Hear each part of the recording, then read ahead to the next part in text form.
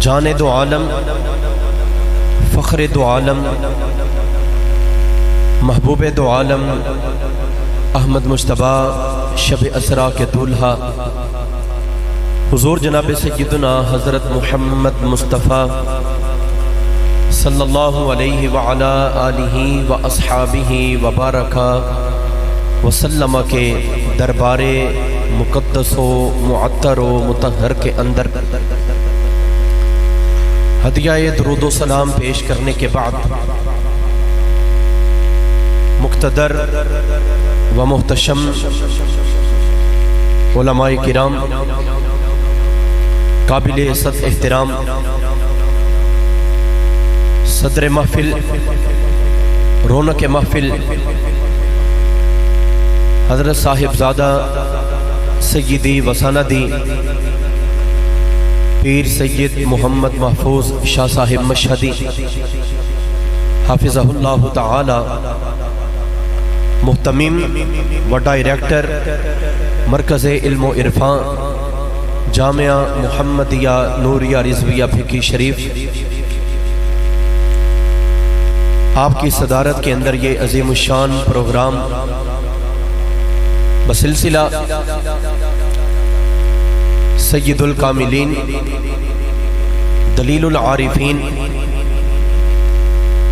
امام السالکین، امام العصر، جنید زمان، مفتی اعظم پاکستان، حضرت سیدی و سندی پیر سید محمد جلال الدین شاہ صاحب برد اللہ مضجعہ و نور اللہ مرقدہ، آپ کے عرس مقدس کے سلسلہ میں اور جامعہ حاضہ کے سالانہ جلسہ دستار فضیلت کے عنوان کے طور پر انعقاد پذیر ہے۔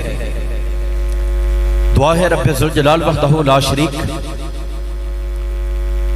اس مرکز علمی کو اوج کمال عطا فرمائے، اللہ رب العزت اس کے جملہ منتظمین کو، معاونین کو، اراکین کو تا صبح قیامت فیض کا منبع اور عرفان کی دولت عطا فرمائے۔ رب ذوالجلال وحدہ لا شریک نے قرآن مقدس کے اندر جا بجا علم کی شان و شوکت کو بیان فرمایا۔ کسی مقام کے اوپر اپنے پاک نبی علیہ السلام ان کو سکھا دینے کا تذکرہ بیان فرمایا۔ کسی مقام کے اوپر ارشاد فرمایا جس چیز کا آپ کو پہلے علم نہ تھا ہم نے وہ آپ کو عطا کر دی۔ کبھی فرمایا کہ علم والے درجوں کے اعتبار سے بڑی بلندی والے ہیں۔ پارہ نمبر 16 سورہ مریم سے ایک آیت طیبہ تلاوت کرنے کا میں نے شرف حاصل کیا۔ اس کے اندر پاک رب نے ارشاد فرمایا، حضرت ابراہیم خلیل اللہ علیہ السلام کا اپنے چچا آزر کے سامنے یہ الفاظ فرمانا، یا اباتی، اے میرے چچا، انی قد جاءنی من العلم، یقیناً میرے پاس خدا کی طرف سے علم شریف آیا ہے، ما لم یأتک، ایسا علم آیا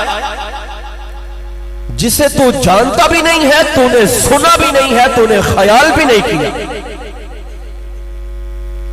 علم آ گیا، علم عطائی ہے، علم ربانی ہے۔ پاک رب نے عطا فرما دیا، اے چچا اس علم کے بارے تو نہیں جانتا، اس سے پہلے تیرے پاس آیا نہیں۔ اب تو کیا کر، فَاتَّبِعْنِي، تو میری پیروی کر، اتباع کر، میری پیروی کر لے۔ اتباع کیا ہے؟ فرمایا کسی بندے کے قدم کے اوپر قدم رکھ کے چلنا اسے اتباع کہا جاتا ہے۔ پاک نبی علیہ السلام نے رب تعالیٰ کا یہ حکم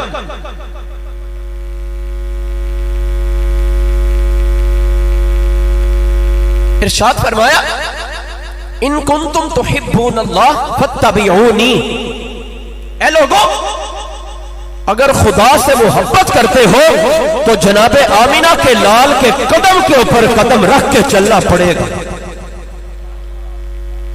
فرمایا دعویٰ یہ ہے خدا کی محبت ہے، دلیل یہ ہے اتباع جناب محمد الرسول اللہ کی کر رہے ہیں۔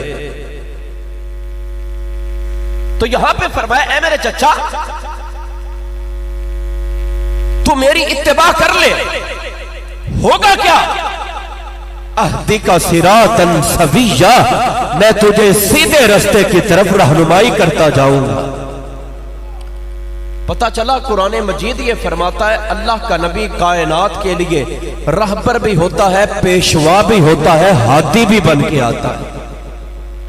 اللہ کے نبی ہدایت دیتے ہیں، فرمایا اہدیکا میں تجھے ہدایت دوں گا۔ ہدایت دینا تو کام ہے رب کا۔ فرمایا خدا ہدایت دیتا ہے ذاتی طور پہ، اللہ کے نبی ہدایت دیتے ہیں رب کی عطا سے، رب کے اذن سے۔ لیکن ہدایت کس چیز کی؟ فرمایا ہدایت دوں گا دین کی، ہدایت دوں گا صراط مستقیم کی، سیدھے رستے کی، لیکن ہدایت ملے گی علم پاک کی برکت سے۔ وہ علم آ گیا، علم کے ذریعے میں آپ کو ہدایت دوں گا، میرے رب نے مجھے دے دیا، میں مخلوق خدا میں بانٹا کروں گا۔ یہی انبیاء کی شان ہوتی ہے۔ نعرہ تکبیر، نعرہ رسالت، نعرہ تحقیق، نعرہ تحقیق، نعرہ تحقیق، نعرہ حیدری، نعرہ غوثیہ، جامعہ محمدیہ نوریہ رضویہ بھکی شریف، حضرت پیر سید محمد محفوظ شاہ صاحب مشہدی۔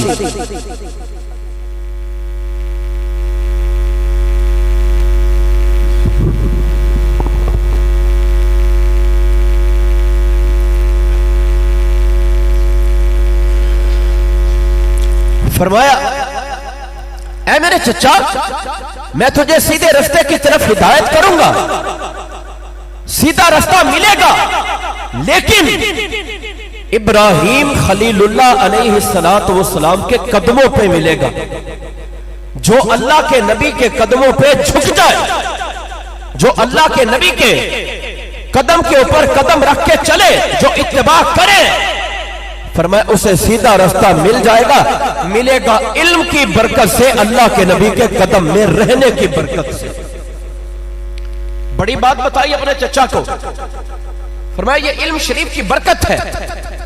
آج وہ خوش نصیب بچے اور وہ خوش نصیب والدین جن کے بچوں کے سروں کے اوپر دستار شریف کو سجایا جائے گا۔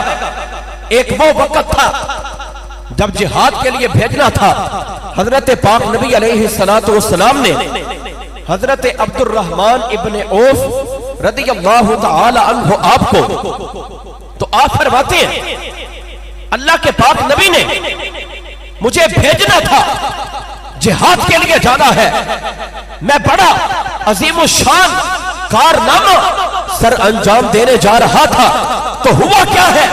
حضرت عبد الرحمن ابن عوف رضی اللہ تعالی عنہ آپ فرماتے ہیں اممنی رسول اللہ صلی اللہ علیہ وسلم، جانا جہاد کے اوپر ہے، بڑا عظیم الشان کام تھا، جا رہے ہیں حضرت عبد الرحمن ابن عوف، لیکن فرماتے ہیں جب میں جانے لگا اللہ کے پاک نبی نے میرے سر کے اوپر امامہ سجا دیا ہے۔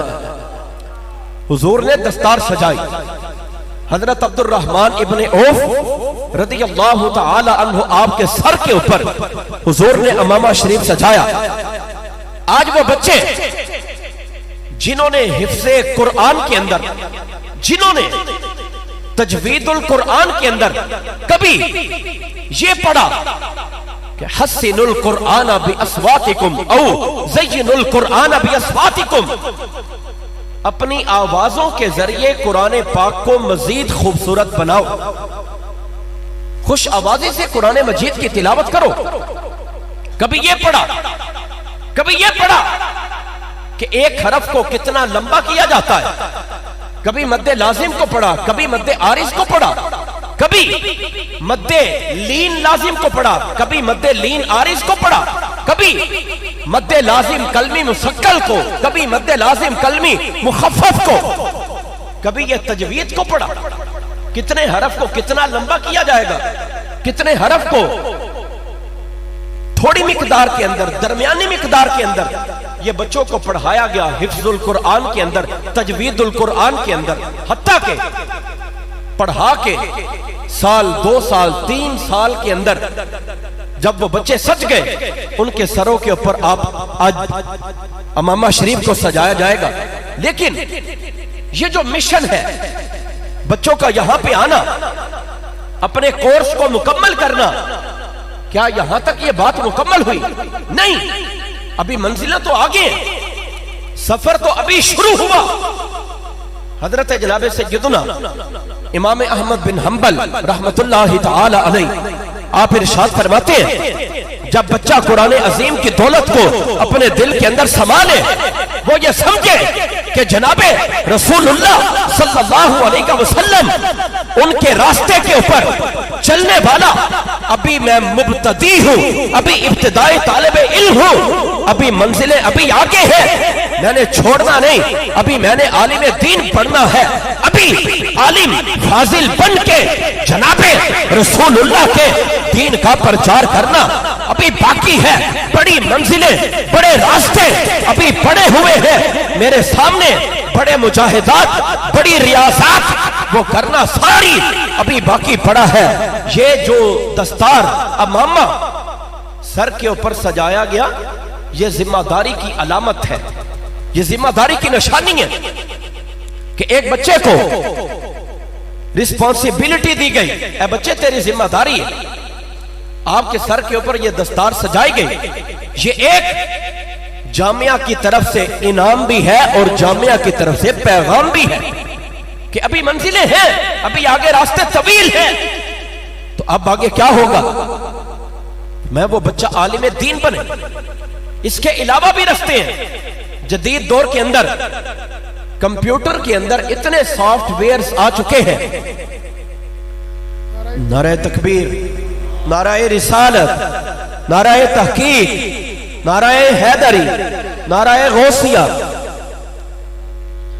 حضرت علامہ مولانا محمد نبی نصیر احمد اویسی صاحب آپ تشریف لائے، ان کو دل کی اتھاہ گہرائیوں سے خوش آمدید کہتے ہیں، اور ان کے ساتھ چودھری حافظ محمد ذوالفقار علی صاحب آپ تشریف لائے، ان کو بھی صمیم قلب سے خوش آمدید کہتے ہیں۔